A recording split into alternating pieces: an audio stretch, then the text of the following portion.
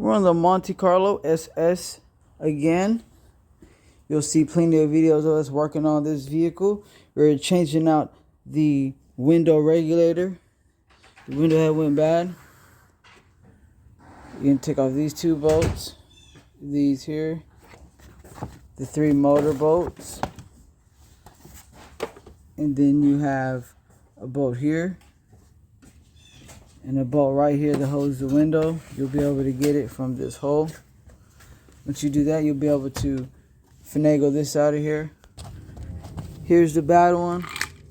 The window stopped working, and this is where it snapped right here, so it wasn't going up anymore. You'll be able to slide this bad boy out. If you're looking to start a career in the automotive world, go ahead and give us a call. You could qualify for state funding. We have all types of classes from electrical, diesels, and the inner workings of the motor. We also work with felons and do prison ministry as well. Give us a call here at the number below, 214-810-8289 if you're in Dallas, to get you started.